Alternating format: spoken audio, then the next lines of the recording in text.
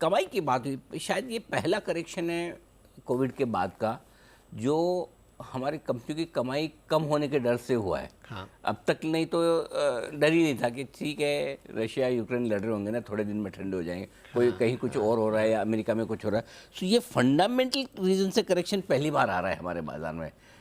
इसकी कितनी चिंता करने की जरूरत है? कोई भी मेरे से पूछता है ना बाजार क्या लगता है, तो मैं सोचता हूँ मैं कैसे बताऊँ बाजार क्या लगता है। तो हम चार चीज़ें देखते हैं। एक मैक्रो सिचुएशन देखते हैं, कंपनियों के मुनाफे की क्या ट्रेजेक्ट्री है उसको देखते हैं, तीसरा लिक्विडिटी और सेंटिमेंट्स को देखते हैं, चौथा वैल्यूएशंस को देखते हैं।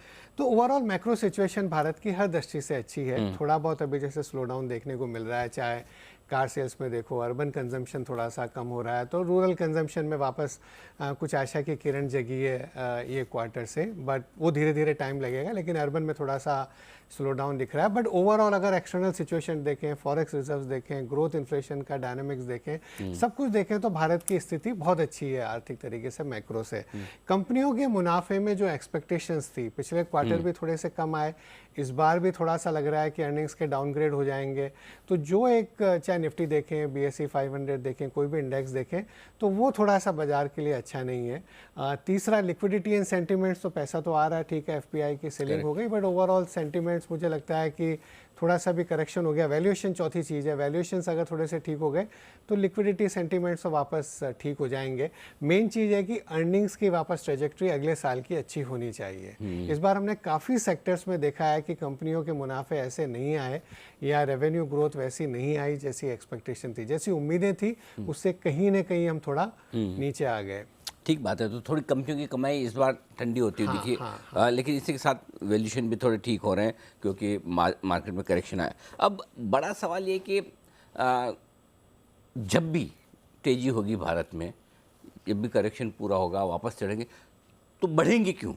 बढ़ने के रीज़न क्या होंगे? किस वजह से बाजार चलेगा? यही बढ़ने का रीज़न है कि अगर आर्थिक स्थिति अगर हम देखें भारत की, कि जिस तरह से ग्रोथ अगले 10, 15, 20, 25 साल में जिस तरह से भारत की ग्रोथ रहेगी, सारे स्ट्रक्चरल फैक्टर्स में ऐसा कुछ भी चेंज नहीं हुआ अनिल जी।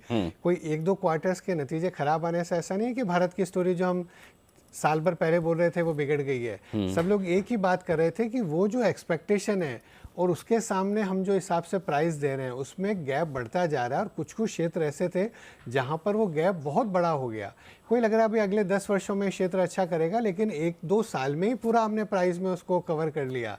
तो वहाँ पर जहाँ भी डिसअपॉइंटमेंट आ रहा है तो वो फॉल बहुत बड़ा हो रहा है। वो जैसे ही या तो प्राइस करेक्ट हो गया और दूसरी तरफ जब नतीजे थोड़े से ठीक होना चालू होंगे, हमने भारत में लंबे समय तक देखा है जो नॉमिनल GDP की ग्रोथ आती है उससे थोड़ी सी बेटर या उसके बराबर कॉर्पोरेट के मुनाफे बढ़ जाते हैं। तो अभी जो एक थोड़ा सा एक डाउन टर्न हमने देखा है, मुझे नहीं लगता है कि बहुत लंबे समय तक रहेगा।